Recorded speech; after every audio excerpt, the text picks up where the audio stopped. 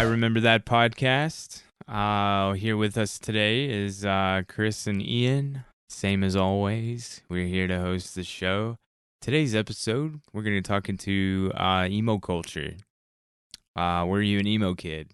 Did you make fun of emo kids? Did you listen to their music while making fun of them? We're going to dive into that. Ian, were you an emo kid? Yes, and before I ask if you were, I was thinking about asking if you were.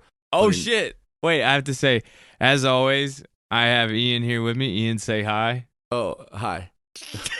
But yeah, that's okay. That's all right. It's fine. But yeah. So yes, I was emo, and I was emo kid in high school. Very much leaned into it. But I was instead of asking you if you were emo, since we didn't really meet until we were out of high school, I was gonna try and guess what level of emo you were. True? Oh yeah, please do. It's confusing because go ahead. Well, okay. Go ahead. So since we had the similar type of music, like we liked heavy music a lot when we met, like that. A lot of kids start out like either that spawned from like Metallica and Black Sabbath and turned into like maybe kind of a metal dude / emo or goth, and then some kids had like emo that grew into like metalcore and scene stuff and heavy. So, but like I don't really remember you being into like scene stuff very much, like as much as like I don't think I remember you ever straightening your hair. I don't remember you ever wearing like you like style wise. You've always had a pretty comfortable style. Like you've never been overly into like a certain type of fashion, from what I remember. Like, right. I'm still like that to a fault. No, too. I mean, I'm jealous, dude. Like, I'm always trying, like, oh, what? But I'm like, yeah, I do when I think about like what you've worn. It's just like you wear shit that you like to wear, and it's comfortable and it fits your personality and whatever. It's cool. Definitely confuses people. I was gonna say the closest thing style wise, as far as sorry. Oh no, well I was gonna say what got me into this whole metal alternative scene was at church camp. I brought somebody, so I got entered into a drawing and won the CD, and it was called Flicker Rocks Harder, and it was like Christian rock and metal, and there was one song that me and a bunch of my church friends would laugh at, and it was just this guy that would scream. It was like metal, to what we know, as metal. But he would scream the whole time, and we were always like, that guy sounds so silly, like, why does he do that? And then one day I caught myself just listening to it more and more and more. And I was like, that's double kick, there's double kick in that. And I noticed that was different than the rock that was on the radio. Because before that, new metal was like the heavy stuff, Rammstein and Rob Zombie and stuff. But then after the heaviness was the Hawthorne Heights. I heard Hawthorne Heights, and then that's when that perfect storm of MySpace and all that stuff started hitting. I listened to a ton of Hawthorne Heights with Christian. Oh yeah, good friend of ours. Yeah, he was around, and we'll talk about the clothes, I imagine, but I think that's when I started wearing. It was like, I went to a really restricted school. Nobody said anything, but it was real judgy without being judgy, like Southern judgy. So I could get away with wearing band T-shirts, but skinny jeans and the straightened hair and stuff like that was a big no-no. So I just grew my hair out as much as I could and try to get around it with like skateboard shoes and like black shirts. Yeah. But yeah, what about you? What was the first thing that you remember pulling you in? That was all pre-high school. Well, no. Sophomore year was when I got into really big metal, but I think freshman year was the Hawthorne Heights era. I don't remember. I don't remember exactly the first thing. I mean, I think I was in middle school when my sister started becoming like goth, and so I was made aware of certain things like Slipknot, which was new metal, right? Yeah, Slipknot and Hatebreed and Slipknot. Korn. Yeah, so it was a lot of new metal back then, and I was like introduced to it, and I was kind of whatever towards it. But like, yeah, my freshman year, I leaned into the heaviness of it because I started really liking Slipknot then. And so I kind of started off like a tad goth. Like I wore trip pants once and that kind of sucked. but That sounds like me wearing Converse. I was like, these don't fit right. right. And so This isn't for one me. day I wore like, I just started trying different mix and match styles to lean into the emo or gothic, whatever, like sort of like just whatever alternative clothing. Cause it was like, I remember one day I wore like a Slipknot shirt and I wore like a red and black like plaid tie with it. And fucking like I had like, I straightened my hair some days. I mean, most days if I could.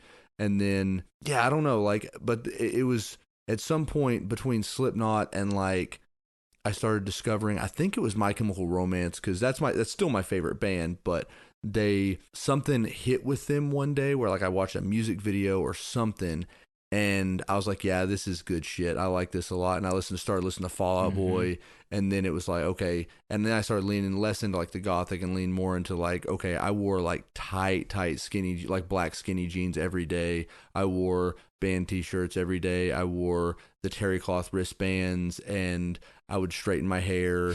And I wore eyeliner sometimes, not every day, but sometimes. I don't think I ever did. I did try to straighten my hair a couple times just like for fun because my friend's mom was like a Mm-hmm. hairstylist and had all the gear, I guess, the curling iron. I'm sitting here thinking, like, as you were describing the clothing, like, I'm thinking, like, this is truly post skateboard era. It was like, oh man, we have radios now, we have cars, Right. mostly is what I mean, jobs in some ways. And I think it was like, in the 50s, the parents were wearing the poodle skirts and stuff. And then in the 60s, it was like psychedelic. They were just like, nah, it was kind of like that. It was like where it's just like a morphing, but still it's kind of close, but then edgier. Right. We're gonna explore a little deeper. Right. And I wonder if it's like a little bit before our time, like maybe like 90s emo is like, because if you go online right now and you say like My Chemical Romance is an emo band, like some people get pissy Yeah, I'm about it. so happy you Yeah. said that because no one understood what emo truly meant, like Midwest emo. And Midwest emo is the reason emo music, quotes, sounds like it Mm-hmm. does. Like, I don't have good examples because I'm gonna tell you just be straight up. I don't really like a lot of Midwest emo. It's fine. I think it's neat. Yeah. That to me isn't what invented pop punk, and I don't really like pop punk either. So it's just like, all right, Yeah. like I appreciate you, but I haven't explored you. I don't know much about you. Right. I think. But I'm so happy you said that because when we were getting called emo and stuff when we were listening to hardcore and metal, it was just a generalization of the term. But my Bloody Valentine, bands like that in the grunge era, true emo, it was way different. And I didn't know a single thing about that until I got to MTSU and I met friends in the dorm who explained that and I was just like, holy moly, these I hear these like the Dinosaur Jr. and stuff, and I'm like, okay, I see the bands that my friends listen to that called emo. I see where this is where it came from. Is what I'm trying to say. Yeah. I think too, like with, because when I listened to it, the emo that was popular when we were in high school, like I said, My Chemical Romance and stuff is like, I think it's just very commercial emo, which, whatever, like, Mm-hmm. like I said, it's still my favorite band, I'm not going to, It's call, like pop music. yeah. And it was, pop rock, emo rock, whatever you want to call it. And like it, and like for me, I would even say it's as lame as this sounds. Like I was like commercially emo in the sense that like I never felt like depressed. I never cut myself. I never, self-harmed, whatever. I never felt in Mm-hmm. any sort of like, I mean, I, had authority issues or whatever dumb shit like, teenagers did, but I never was, I was never angsty, right? And so like my emo is just, I really love the style of clothing that I saw on the internet of emo kids, where I had the black hair and the straighten and the eyeliner and the Gerard Right. way and whatever. And it was, and I wouldn't fault anybody for just dressing like that. People call them posers, whatever. I don't care. And the same thing like music wise, it's it may not be actual emo, to the definition, but it's still, still fun, good music that I mean, and like you said too, is like a lot of people made fun of emo kids, but also liked the stuff that emo kids listen to. Like My Chemical Romance, everyone listens to that shit. Like Now the Midwest emo, like you're talking about, like I don't know, I don't want to Finch or American Football or something like that. If those are actually that's the band. Yeah, that's the big yeah, one. or Saves the Day, like who was a little bit more pop punk, I think. But it's All of that stuff right now is humongous in Nashville. really And yeah, there for a while I was taking pictures of emo bands, and I was just like the oldest guy there, and I was just like, yeah, like I'm an idiot. But you get paid, you're gonna go to the show and take pictures. right. So it was really cool to watch, just to see blossom. So yeah, emo it's insane. Like the shows we would play at Long Branch and stuff. That's what I'm talking Mm-hmm. about. That kind of local show. That's the kind of stuff that's big right now. I guess it never goes away, but it's just kind of like, wow, that's really interesting. That and like hyperpop. Hyperpop is another. It reminds me that I'm old, and I love that I've made it this far. What is hyperpop exactly? I To don't be even able to know what that experience. is. It's like um it's really it's like TikTok music. Okay, you know how on YouTube they slow music down, it's slowed and reverbed. Have you ever heard of this on Yeah, yeah. YouTube? Okay, well, think about that, but the opposite. They speed it up, and then the voice gets real high pitched, and they're just like, I got da da da and it sounds like a little baby almost. It's really nails on the chalkboard for our generation. Probably should be, but it's so hype, and there's so many people there. Again, I'm the oldest person there, but it's like, man, this is like amped. And it's funny the differences. This has nothing to do with emo, so I'll just be real fast. But like, they'll have a drummer, but they'll play to backing tracks. Like, and to us, that's cheating, but to them, they could have the whole entire MP3 with the harmonies and Mm-hmm. effects, like the whole track, and then they'll have a drummer play over the drum track, and it's just like, is that cheating? Is it not cheating? And their fans don't care. It's like it's a completely different vibe, and I'm like, or separate set of rules, and I'm like, wow. Right. But bringing it back to emo, you were describing people cutting themselves in, getting to do their own things, and you found yourself in the clothing.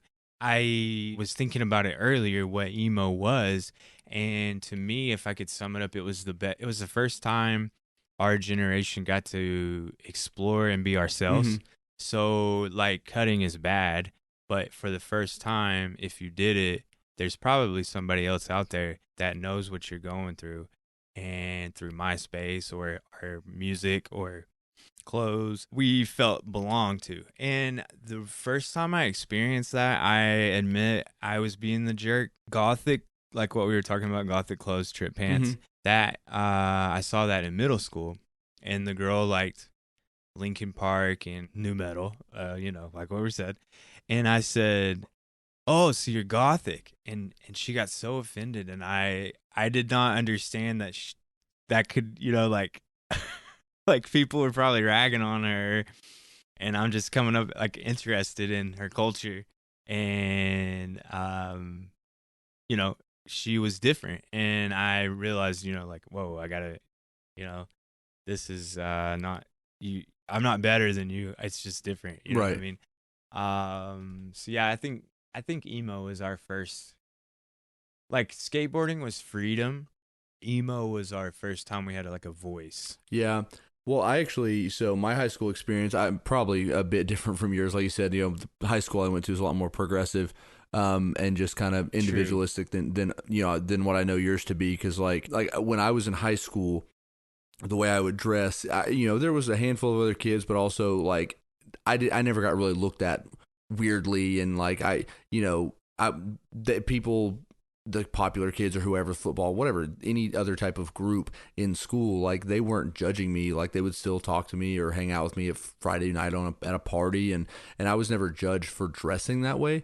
But I will say Mm-hmm. though, like you said, having a voice is I did go out of my way in a lot of ways. Like that was the first time in high school that I tried to be, I guess, anti-establishment, but not because I hate, and maybe this is the point of anti-establishment. Like I don't want to, whatever, but like it's, I hated the rules that made no sense. Not just rules. Like I actually like rules. Weirdly, like I like order and I like rules, but I like them to make sense and not oppress anybody, right? And And Mhm. so it's like when I was in high school, and when you're growing up, kids, boys liking pink was stupid. Nowadays, I don't think that they really care as much. But when we were in high school, guys in pink was like, there was like a jock who had a shirt that said, hot guys wear pink, right? But I intend, Yeah, that was big. I remember that. right, Middle school was when that was big. right. But then like I That's what would I remember. intentionally wear like girly stuff, or some part of the reason I wore makeup, or part of the reason I wore pink stuff a lot, like a pink shirt or a Paramore shirt, like a girly, like a Hot Topic girls Paramore shirt, or a pink wristband, like. And because it was like, it's stupid to say that boys shouldn't like this. It's not that I liked pink that much. I just thought, fuck you. That's stupid. That's like some weird social rule that boys shouldn't like what they like. Just who gives a shit? Right. And so, And I think that was the way I did was anti-establishment. Like, oh, I'm wearing cheetah print red girls right. pants. To me, I don't give a crap. Like it's just clothing. But to somebody else, it's like they're like dumping a load in their pants because it's just not Mm-hmm. normal. And it's just you.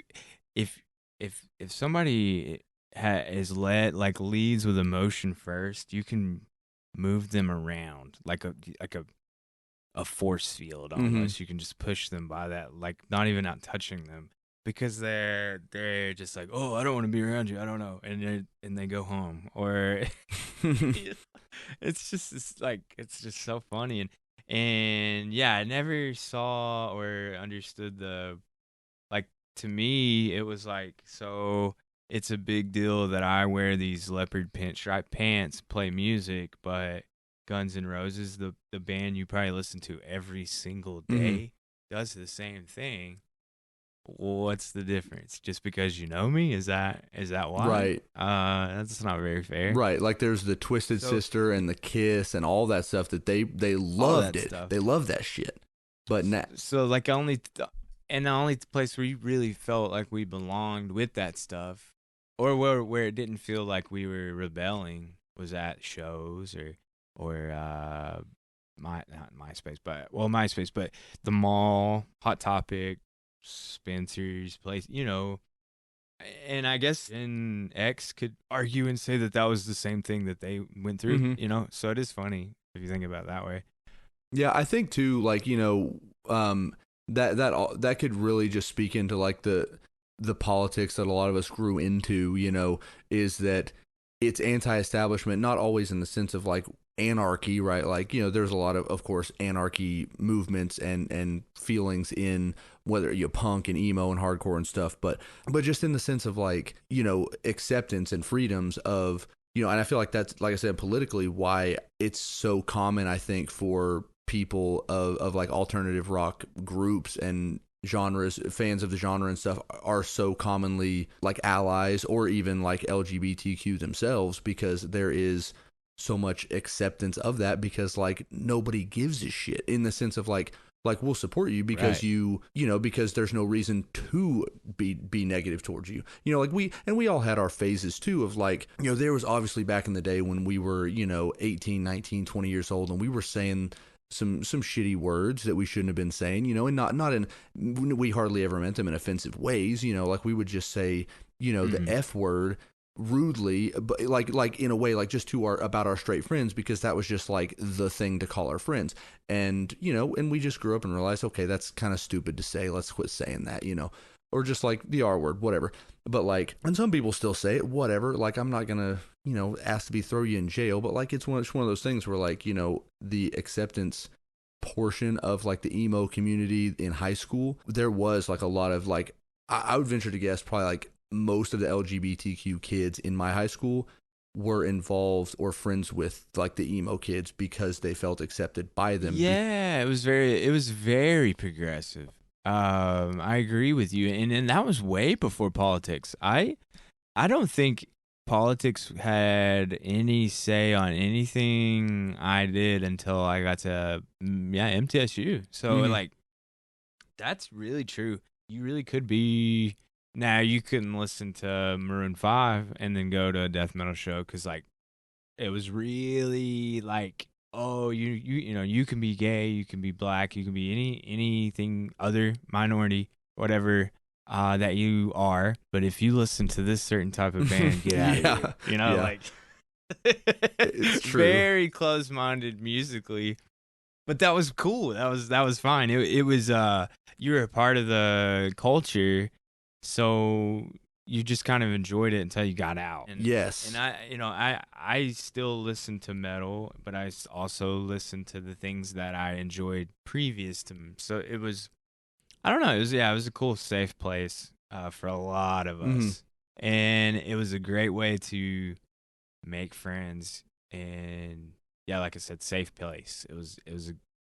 I always felt safe. right. And dude. I've had that exact same thought too, like what you're saying about going to shows, and it's mostly judgy on the style of music you listen to, but also just like how people, how different other genres present themselves at shows. Because like I think about that all the time. Like when we were younger and we were going to metalcore shows, like at Mm-hmm. emo, I obviously like a lot of us didn't, we became emo in other ways in our lives. It's like there's so many different adult subgenres of emo, and like people call themselves adult goth, right? Whatever. And some of us still wear tight pants, Mm-hmm. whatever.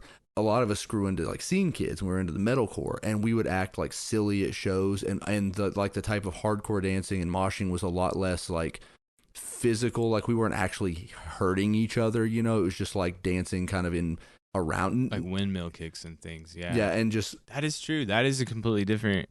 You say mosh, mhm. two people give you two different answers, and Right. And then you go to like the hardcore shows where it is like a lot more physical. There's like, it almost like people, uninitiated would think that they're just beating the shit out of each other in a lot of ways. Or like death metal right. shows, there's like, the walls of death and the circle pits and stuff. And it is what it is, in all the different, but it is funny that like whichever one you're most in that moment feels like the least cringy. But like when you're at, like each one thinks the other one's cringy. Like the death metal guys a lot of times will Definitely. think that, oh, the scene kids are lame, and the scene kids will think the hardcore kids are lame. The hardcore kids think, it's like, dude, it's so stupid. And like, I mean, I feel like the scene kids were the most accepting of that too, and not to like prop up scene and emo kids like they were like the coolest ones, because we were dumb assholes in a lot of ways too, and very negative towards whatever music. But it was like, I feel like a lot of times with the scene kids, it was like, we may not love the music, but like, we're having fun at a metal show. Who cares? Have fun at a metal show. As some of the other Right. ones, to some people, some people aren't like that, but some people can feel a little bit more elitist at other shows and just talk down on the emo and scene kids when it's like, man, we're all just here to fucking listen to heavy music. Who gives a shit how we're approaching it, or like what the exact subgenre. Like when we started talking about the emo at the beginning, like which definition of which, it's like at this point in in my life, like I used to judge people like, oh, you call that metal, or you call that metalcore, or whatever. It's like that's Yeah, actually exactly. indie post hard. I'm like, dude, I don't. Dude, does it sound fucking good? Is it heavy as shit? Hell yeah, dude. That's all I care about anymore. Well, and you also have to think like, well, at first when you find your friend group, that's the bar of music Mm-hmm. knowledge. Everybody's pretty much on the same level, but that's not the case in the real world. Like everyone's got different levels. And then when you're like, "Oh, you don't know about this so and so," and they're like, "Well, yeah, because I work a real job." Like, dude, what do you Right. like? Who cares? Like, and you're just like, "Oh yeah, it's not really that big of a deal." Or you can enjoy it on different levels. You know what I mean? Right. You're right that emo and scene were different, and I would say emo definitely came first, but it was a progression. It was like post emo Mm-hmm. trend. There's probably another name. Like it was like emo, but they had Ray Bans on, and that might be the missing link to hipster culture, Oh dude. yeah, Like for sure. scene kids, they're like, oh, I have a job, but I don't want to eat. I I can't remember what it says. I eat pizza, but I dab the grease off with the napkin.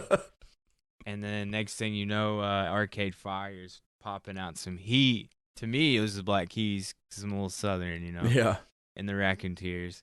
But those bands that you're like, ugh, yes, I don't want to. That's the sun, and I'm a vampire. I don't want to look at it.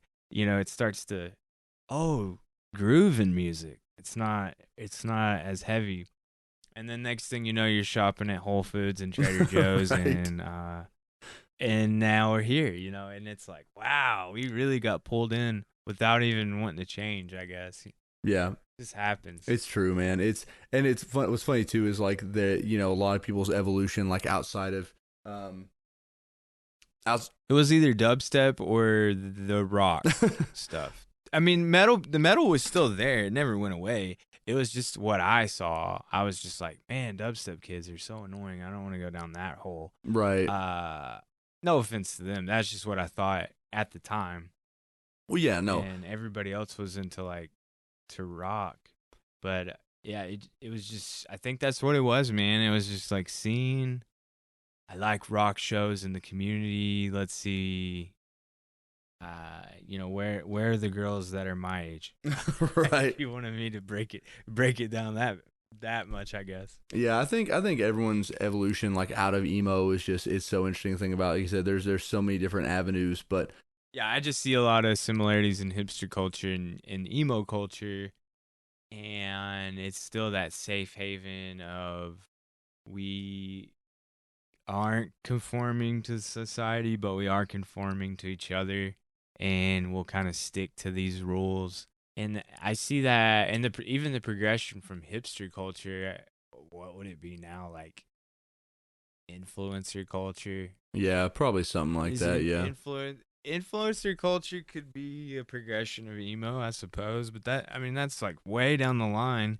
But you see emo resurgence coming back, and you can't deny that it's not a cash cow, but do you think that it's kind of lazy, or is it fun as someone who experienced emo culture and now it's another chance to relive that? Do you like those emo nights and things? Are you familiar with what I'm talking about? Yeah, I am, and I could give a shit less about them. Honestly, like, and I hope I love it, I, dude. I Yes. hope people have fun, I but I don't care. Yeah, no, exactly. But I've always, well, not like I'm not like staying up all night wondering if what you think about it, but I'm curious what my friends that grew up in our time think about those. Right. Because yeah, dude, it's like, so you're gonna rip on your parents your whole life for going to cover band shows, and now, Papa, that's what you're doing right now. Right. Yeah. So it's I've I'm never. like, and I don't want to talk. Like I said, it's giving people the chance to play shows and get out there, because I see these little showcases and stuff, and it's packed full of people, and it's just like these random musicians get together, and it just kind of takes out it takes like a year to get your friends together and make a song, like a bunch of songs to get to where you can play a show. But with these showcases, you can just boom get up there. And on one hand, it's really cool, but on the other, it's kind of lame. But Yeah. No. like I said, it is cool. I think nostalgia is king right now. That's the whole reason we do this Yeah. podcast. So for to see emo just come back so hard, it's you can't deny the impact it had on like what we did and who we were. Mm-hmm. It really did. And I realized what I was gonna say before about like the evolution of it. A lot of people growing out of it in so many words. It's like a lot of us grew out of like the fashion, but we still like the music. But a lot of people, I think there was like a phase, maybe in everyone's like 18 to 25 where you didn't want people to know what kind of music you actually liked, or that you still like My Chemical Romance or whatever band it is. Right. And then whether it's like your heavy metal friends, or whether it's your your friends at work who don't listen to anything remotely like that. And that's and I or what's funny is like getting out of like what made you stop dressing like that. Was it you got a job and you had to quit dressing like that, or did you become a barista and decide to wear whatever the fuck you want? But like, there was like, for me, like I said, my emo was very commercial heavy in the sense that like, I did, you said something about like, the hiss and the sun burning stuff. Like I remember my grandpa got me a gift card to American Eagle when I was in high school, and I was like, oh, gross, Oh, gross, yeah. sicko.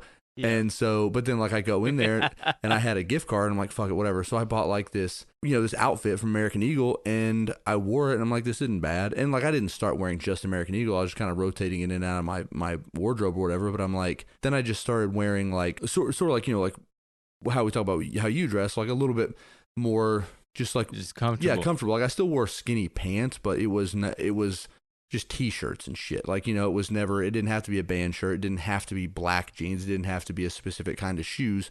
It was just like, I was wearing, like I start once I'm the type of, where I would follow like the trend of like, okay, V-necks were really popular. So I wore a lot of V-necks and then tank tops got popular. Yeah. The deeper the V, the better. I always agree with you. And obviously like, that's why my first tattoo was a chest piece. It was very small compared to most people, I think, but it was, I wanted to be able to like show it off with a V-neck. But right. But yeah, no, it's one. I never thought V-necks were gonna go out of style. Isn't that funny? Yeah, dude, it's always like that. Like you always think the one you're in is like it. So like I said, I bought like 7 different color V-necks and that's all I wore. And then I bought 7 different tank tops when tank tops were in.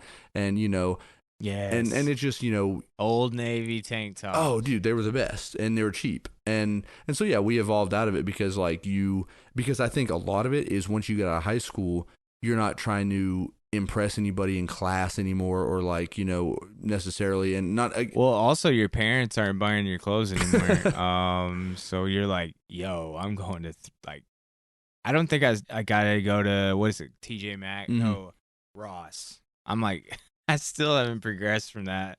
But like, yeah, we went straight to Ross, and they don't have motionless and white shirts and Hello Kitty buttons and things like that. So it took a minute for us to get back to that. I'd like to see like a sort of a breakdown of the different people who were like emo in some degree in high school, right? Like the whether it's scene or gothic or whatever. Like I feel like that's in some way an offshoot or has a strong connection to emo, and like I would like to see how those type of people progressed into where we are now, because like I feel like a lot of us now who are we don't physically come across as like someone who listens to heavy music, like it might be a surprise to people that we did outside of like our tattoos maybe, but like they would I think a lot of us, like we went to community college for a while, right? Or something, because it's like, okay, after you got out of high school, you quit dressing emo probably a bit because like, like I said, your parents weren't buying you clothes anymore. Plus you weren't trying to impress people. Like when you're in college, you're less, there's like less of cliques, less of people and care about. So you've got your friends,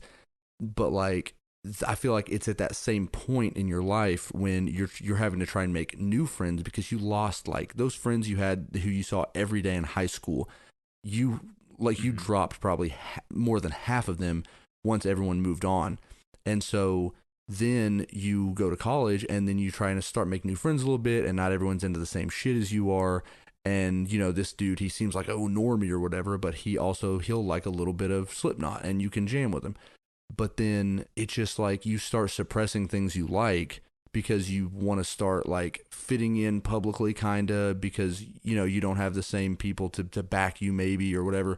But then I feel like there's that other sect of people in high school, the gothic kids or whoever, that were doing drugs in high school, maybe just those are the ones that stand out to me, who like maybe didn't go to college and they just were hanging out with their friends and working whatever jobs, and they kept hanging out with those same friends, and they're still like that, which is cool. Like, be like that, dress like that, but those people still have the side shaved heads and the crazy hair colors and the piercings that like we don't have, because I feel like we hit like this weird middle point in our life after high school where we had to be a little bit more we felt like we had to be more publicly accepted, so we toned it down a lot, and then it just never, like, we bring it back in other ways, but they just they stayed with like a new social syllabus was handed out. Like we never saw one obviously, but it was like, these are the new things that you can be into, kind of like beer brewing or woodworking, or like it goes from, you haven't made it in music, you should not be into music at this age, get into cars, right. yeah, and you can still hold on to these things, but you gotta progress, or people are gonna start thinking it's sad. Yeah. And not always. You'll find your group that stays the same forever, and it's magic and happy. But a lot of people that we're human beings, like that's what we do. We change, we grow. So it's not a sin to move forward. And yeah, I would be interested to see. I'm always interested in missing links, like what bridges things together, Mm-hmm. and like what age did it click for people, like, because we still have friends that play metal and stuff. It's like, so it's still going, like people do it, but now we're cutting hair on the side, or Yep. like they've got their bonus stat now to pay, like they rationalize that they've got to pay bills, or we all do. So that's got to become some sort of our personality, or our who we are. I'm not sure the right word, but you see what I'm saying. Yeah, and I think Like emo shouldn't be that thing for forever, yeah, and I or maybe it is. I don't know. yeah, and some people stick with it, and there's I think it does stay with you. Yeah. yeah, there's like some publicly emo, who, like there's like those bands right now like Sleep Token and God, there's another one like that where they're like a new Is wave. Ghost considered? Do what? Like it is. It. Do you listen to Ghost? I never really got into Ghost. No. Okay, but I mean, like to me, so they're theatric, so it could be considered emo. Not like My Chemical Romance and Ghost and Panic at the Disco. Right. I'm sure because you listen to them those bands more than me, to argue that they don't sound like Ghost. But I'm just curious if there was any similarity there for a modern band. Yeah. No, I see what you mean. Yeah. But carry on. Yeah, no, I think I see what you mean for sure. They're just kind of boring musically to me in terms of like it's just something that didn't appeal to me. Like I get why a lot of people like them, but yeah, in terms of the theatrics, yeah, I can see what you're saying. Like it's a an alternative band that's not like it's big, but it's not radio big, right? I mean, I don't think, and so it's like got that that anti-establishment kind of thing about it. Obviously, it's very anti-religious, or at least it feels that way from what I gather. And and that's so I could see having like emo connections, like you're saying, to like the old My Chemical Romance, where there's same kind of thing, where in the Black Parade they're wearing the marching band outfits, and then you have the Skeleton Guide marching band logo thing. So yeah, it's very very theatrical shit, and yeah, I see the connection. And it's funny, the there's the theatrics of it, and there's that the commercial success and the theatrics of it. They could become kind of hypocritical at some point, I think maybe not with Ghost, but like with the old, like, mid 2000s emo that we were into was like, there's Panic at the Disco, there's, Paramore was lumped in with those, they had the same type of fan base.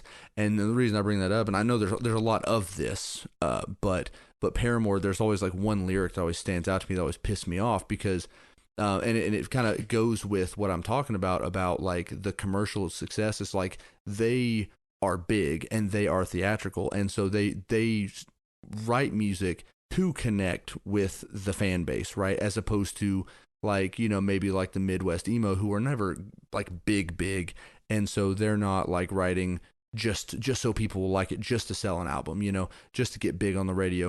And like there was this one Paramore song that got really big, right? It's whatever it's called, and Hayley Williams, she says, don't go crying to your mama because you didn't make it in the real world, or whatever it is, because the real world's hard, whatever the lyric is. And that I hate that fucking lyric. I used to like Paramore, whatever. I don't, the newer stuff is whatever. I don't really care.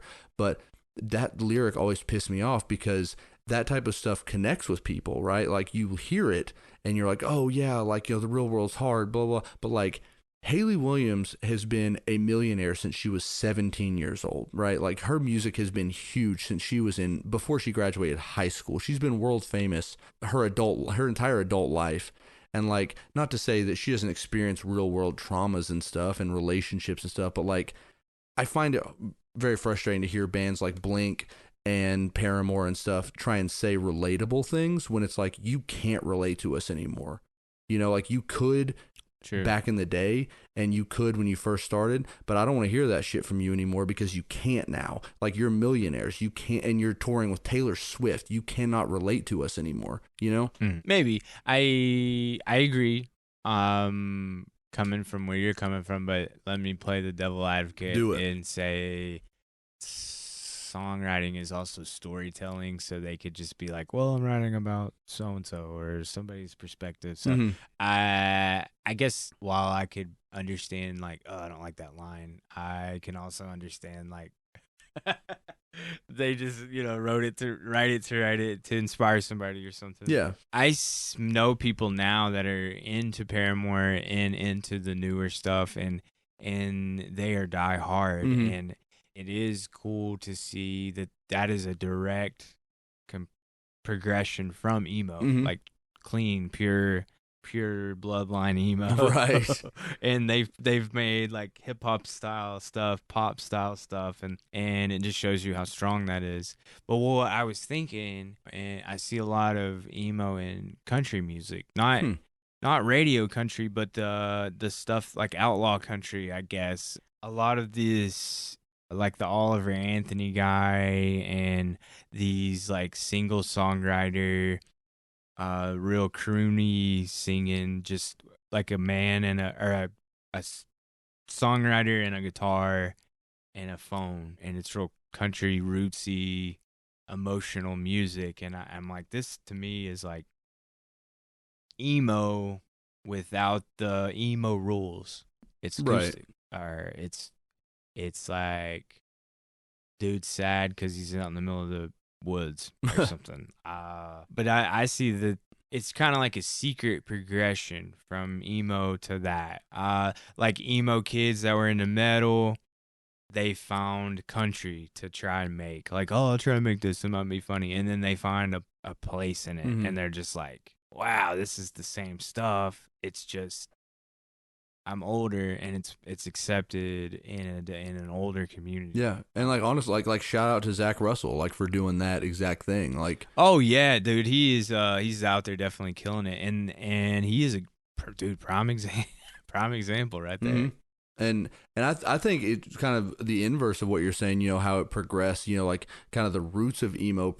Obviously, you know, in a lot of ways, is there was the Midwest emo, whatever '90s stuff, but also like, of course, like you can't talk about like emo where it really came from without like grunge, right? Because grunge was so emotional in so many ways. Fair, and yeah, Kirk, and I can remember Nirvana. Well, it still is like Nirvana is such a rite of passage for any edgy kid, Mm-hmm. any level of edgy kid, even if you only had a CD player, or like that was as edgy as you got. Someone got you a CD player, you probably listened to a Nirvana song.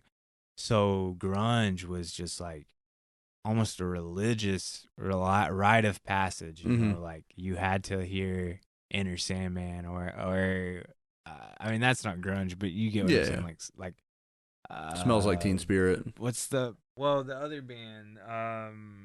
Them Bones, Alice in Oh yeah, Chains. yeah. Like there's certain songs and stuff that everybody knows, Right. that edgy kids know. For sure. And with the grunge, there was it got it never felt commercialized. I mean, I'm sure it became like some of the bands got way bigger, and they're basically like those, how those classic rock bands are now. They're just touring because all the members are still alive or enough, and they can do it. But to me, our commercialized grunge, and I didn't mean to interrupt you, I just always found this fascinating, is Nickelback, Puddle of Mud, those bands. I consider it post grunge, but that's when the labels and the money and the advertisers got a hold of those grunge bands. I think Fuel. Go ahead, I think back to what Fuel's you were a good saying, example sorry. of that. That is a perfect example. Collective Soul. Yeah. Even though I really like both of those bands, a Collective Soul has heavy guitar tone, and they don't need that heavy of a guitar tone, but they got it. So I always back them up. But post grunge was like, it's nostalgic and special to me because all those songs we heard over and over in our parents' car, and it was like Creed and not Filter, maybe Filter. Yeah, some Filter. But it was just like stuff we would hear on the way to daycare or on the way to school. Just like the progression of grunge commercialized. Right. And like the original, like so much of the original grunge, at least the bigger known ones, the Nirvana, Alice in Chains, Pearl Jam, Stone Temple Pilots. Some people don't call that grunge because it's not Seattle. I don't fucking know or care really, but oh no, it's grunge. Yeah. It's grunge. Yeah, but like there's so many of those bands. Mudhoney is another big big grunge band. Yeah. 7 Mary 3, is that one was that whatever. I would like, I really would love the documentary, but you always hear Seattle, New York, yada yada yada. What was going on in Knoxville during this time? You know what I mean? Yeah. Or Tennessee for that matter. Did Nirvana play? Did they play Tennessee? Or maybe they played Tennessee, but I'm saying like Nashville or Knoxville. I played a venue in Asheville, North Carolina. No, I'm sorry, Charlotte, North Carolina, called the Milestone Club, and it was like a dive bar. I always say Long Branch, no stairs. It was all flat, but just to give you an idea. And we played there, great crowd. There was no air conditioning, and it was like 100 degrees outside. So it was like, do you want to be wet hot, or no? Do you want to be dry hot, or do you want to be or smothered hot, or humidity hot outside? And they were proud of that place. And the Nirvana had played there, and it was just like such a big deal to that bar, you know.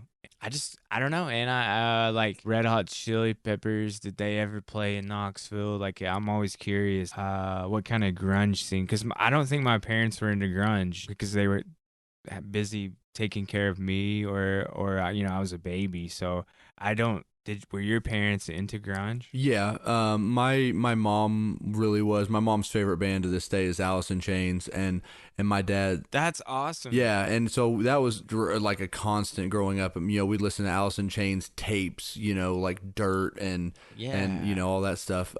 Facelifts, that was called. Either way, but yeah, like Alice in Chains was really big with us growing up. My mom liked Pearl Jam. My dad always liked Nirvana, or I think some Nirvana. I take that back, but my dad was super into Stone Temple Pilots, so there was a lot of grunge going on in my house. Okay. But it's funny because like my dad listened to it, I feel like, because it was just a music thing for him. And that's fine to like music because of music. I do all the time. But my mom was a lot more like my mom would go to like dive bars and shows and all sorts of stuff, like date local musicians and stuff after my parents got divorced. And so like my mom was like into the scene and stuff for to some degree.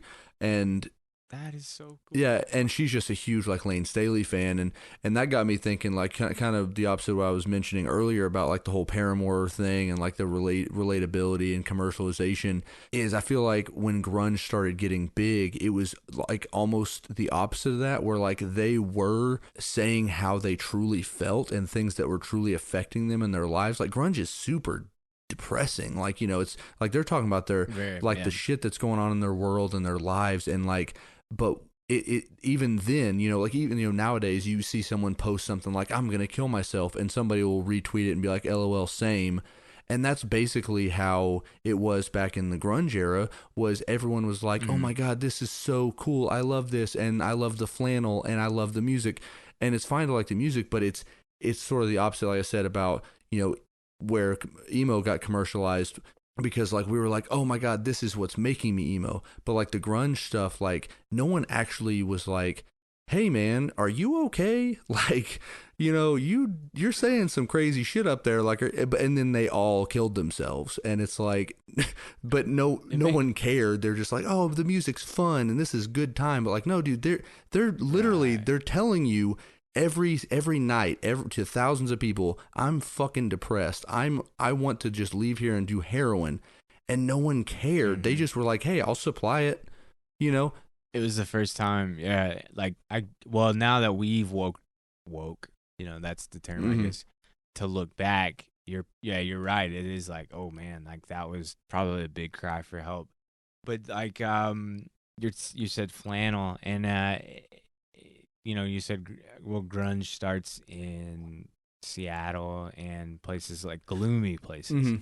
And it's funny that flannel caught on because they just wear that all the time there because it's cold and rainy all the time. So it's like, did people respond to that because they were like, oh, that's how I feel on the inside. Right. I can express this feeling on the outside by wearing this flannel all the time, or these rainy clothes all the time, these droopy clothes, Yeah. And it just, it evolved into, like the Midwest emo stuff, and then it evolved into commercialized emo and everything, and it turned into a fashion statement and a I hate my dad, but maybe a lot of us not really. We hate our dad because he doesn't understand the like we say, oh, my dad didn't understand me, but like he didn't understand the emo, like a thing that you chose to be, and that's not everybody. I know a lot of people's dads didn't understand them, but it's just one of those where like the commercialized emo, a lot of it was like it brought a thing out of us that was in probably some ways pretty artificial, but it was fun, and it did open up a different sort of personality reality of we did have a relatability to the misunderstood, and that's why it's a lot, like I said, it's a lot more progressive, but it is, I do think, well, it's new. Yeah, and I just do think that the lyrics and everything, like as much as we wanted to relate to it, I think it was a lot more to just, hey, this sells right now, as opposed to the way it grew into that. It was a lot more like, this is how these guys really feel, this is who they really are. And then it blew up to Fall Out Boy and My Chemical Romance, who it was cool and artistic to do it. It's just a little different. Mm-hmm. And I think we could tell that it wasn't commercialized, at least for a while, because even Warped Tour for a long time didn't have screaming bands. I don't think. It's probably a terrible term to use, but you see what I mean. Yeah. Maybe they did. I only went later on. I have no idea how it was early on. Well, you got to think, like when Tony Hawk was big, that's the kind of music that was being played at Warped Tour. Really? It was a skateboarding festival, Vans Warped Tour. Right. And then all of a sudden, skateboarding's lame. We've hurt ourselves. Well, it's not lame, but we're old. Or we're into this heavier stuff, like we're progressing. So they kind of progress with it. And then I guess that once that stuff kind of, because I remember when it was towards the end, it was getting to be Katy Perry and pop, electro pop, and Lady Gaga didn't play with Vans Warped Tour, but like Millionaires, those kinds of groups were playing more and more. Enter Shakira, I think that's what they're called. Shikari. Enter Shakira is such a funny. I don't know what they were called. I didn't listen to it, but those are prime examples of like, I think that was the way, right before dubstep. It was like all in that one summer, and Warped Tour was like kind of going down. Metal was kind of flattening out, plateauing.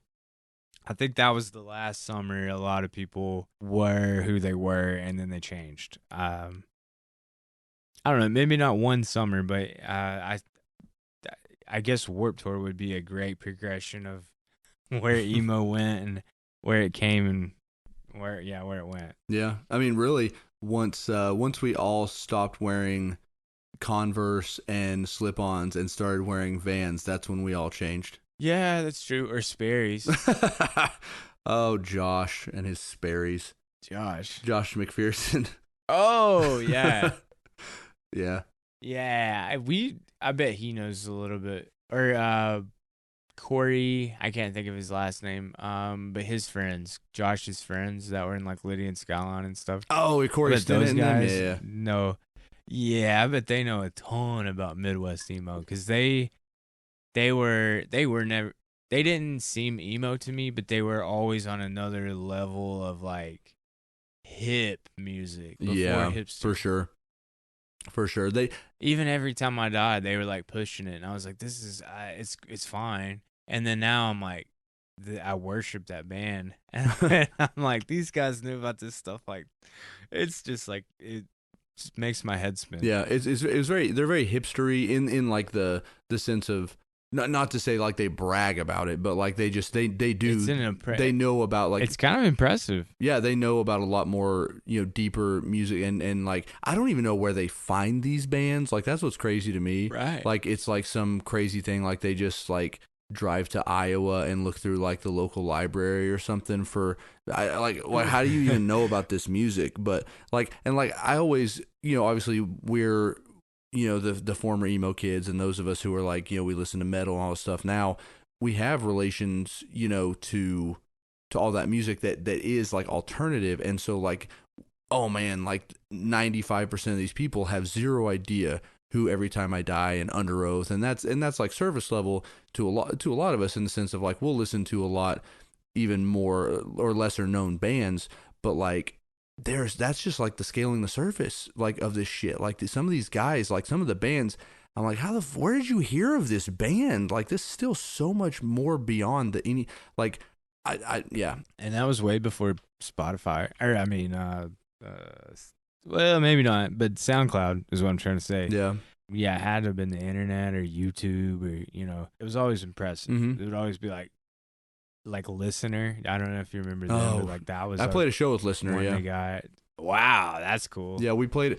If I remember right, we were on tour and I say that very loosely. We went on like 1 week getaways that we called tour, but whatever. And so we were on. Oh, it counts. Yeah, and so we went on tour and we were playing this show in Maryland, which actually small side story. One of my favorite memories was at this same show. It was in Maryland, and we played with a band who we played with before and come through Knoxville a couple of times. I wish I could remember their name, but they were very cool. And so we get there super early, and there's this dude. It was like on a farm basically, and we played in like this dude's like cool outdoor, like in the middle of nowhere, and it was very fun. There was 100 people there maybe, but it was. Actually, that seems high. It's probably like 50. But either way, we got there super early. This dude, he's like our age, 20 years old at the time, and he has this little basketball hoop, nailed to his barn, and we're just shooting hoops, just hanging out, waiting for the show. And this was right when I found out my wife was pregnant with Lucy, right? And so, and this dude, I kind of made fun of him for it, but he was just so very genuine, and he was very religious. And what he would say, instead of like, oh, cool or awesome, is he would say, oh, praise him. And so it felt so weird to me at the time, because like I used to be like antagonistic towards religion, but whatever. And we were shooting hoops, and he's like, so how's it going, man? What's going on in your life? And I was like, yeah, well, I just found out my wife's pregnant. He's like, oh, praise him. I'm like, what? Why are you saying it like that? And it's just, he said it a couple of times. It just felt so weird, but he was such a genuine guy. Like he was very super nice. And then the show happened, and or no, before the show, this guy had 2 dogs, and Todd and I, we had this thing where every single time we got to a place where someone had a pet, we would give it just our own name. Like we would call it whatever we wanted to call it. And he had these 2 dogs, and we just decided to call the dogs Steven and Pontius. And it just felt, I don't know, like that always stood out to me. I don't remember that for like any other but Steven and Pontius, and got to the point where my son got this little like stuffed shark, and he liked to name his pet, so I suggested the name Pontius, and that's what he calls it. You can live on. Yeah, and that was the show we played with. Listener. I think that was we played like he was there, and it was the spoken word stuff was very strange to me. I still don't really totally get some of it. Man, I love it. I like Law Dispute. It's so emotional. I don't. Yeah, they're pretty good too. Yeah, but like you could say that they're emo. Yeah, but yeah, like the really just like the very, very heavy spoken word stuff. Listener, it's like I don't get it.